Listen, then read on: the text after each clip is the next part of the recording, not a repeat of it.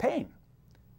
Did you ever say to a trained dog, if you've ever seen a trained dog, try this. Say to him, hey Fido, don't sit.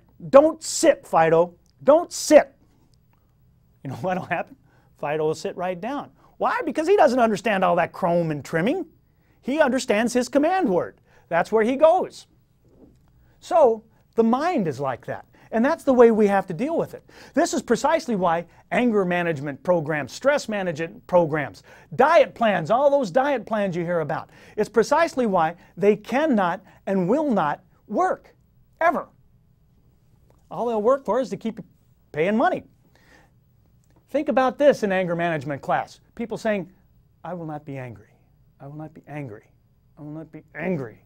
I will not be angry. That's how it works. Or how about this over at the weight group? I will not eat cookies. I'll not eat mashed potatoes. I'll not eat pizza. I'll not eat chocolate. I'll not eat pastries and donuts. Well, that's the way it works. And this also explains why people who define themselves by what they are against, the anti-these people and the people against that, why they are such disagreeable people to be around. All right, the mind works for you when you know when it knows what it's for. And even then, it only does so when it's at peace. That's why we say peace of mind. The mind doesn't function well with what it's against. Peace is the mantra of the body intellect. Peace, both the word and the state of being. But how can you be peaceful when you are locked in a chaotic universe? Or at least so it seems, and you got the to-do lists and people in cars cutting you off and the boss yelling at you and cutbacks and layoffs, all sorts of things going on and bills to pay? Even if you know it's unreal, which is an accomplishment in itself. Most people don't. But even if you do, it feels so real. It traps you. And even then, you get stuck. And what happens is you start to want the fruits of those attractions. The fruits of the attractions that go with being in this chaotic world. Bigger things and more toys and all that stuff. And now you are caught in the rat race. And even if you win it, you're still a rat. And so you are stuck in this vicious cycle now. A chain of events where feeling healthy, you know what feeling healthy is now? It's that temporary state of being between the last sickness and the next one. That's not a fun life, is it?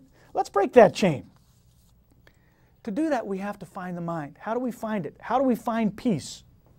Well, awareness is what breaks the chain, because awareness is the only thing that returns us to our unified consciousness. There's that word again, unity. Old yogis and mystics call that finding the true self. The Paramatma, they call it. They refer to it as enlightenment, as self-awareness, as self-realization. But over the years we've become darkened. We've become unaware and unrealized. But we can get in touch with it, with the real. In fact, we have to get in touch with it, don't we? We have to find a pathway to it. We have to meditate and contemplate. Turn down all the chatter. Plug our ears to that siren song. Stop looking for outside solutions and begin the inward journey. Remember our tryouts? Well, you qualify, you make the qualifications, you make the team by developing an understanding of the real and the unreal. Rejecting the unreal and making energy contact with the real. All right, so we're getting close to being ready to understand chakras and kundalini. First, let's bring up a slide. Here's another important point we have to consider. This is my friend Carl Jung. One does not become enlightened by imagining figures of light, but by making the darkness conscious. This latter procedure, however, is disagreeable, and therefore it's not popular. The path to health, growth, happiness, self-improvement, and realizing our full potential is a path of enlightenment. The body intellect understands this because that is the mind. We're all looking for genies and things outside of us to ride in like the cavalry, bands of angels and stuff like that. Save us, but there's nothing out there. It's up to you. Let's come back here. It's all up to you. Great saints always say things like, many are called, but few are chosen. And this is what they mean. They understand about making the darkness conscious.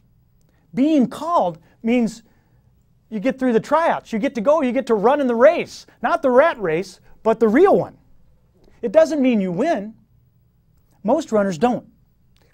And now you start to understand why those chosen few that they talk about seem so happy when, in the eyes of the dualistic outside world, they have no real reason to be that way. And why all those people who have everything that you ever wanted seem so miserable, or lost, or separated. But we're moving on to better things, my friends, and we're going to get to what this has to do with chakras and kundalini next time. For now, we're out of time. Thanks for joining me. I wish you peace and positive energy and a healthy life in energy contact.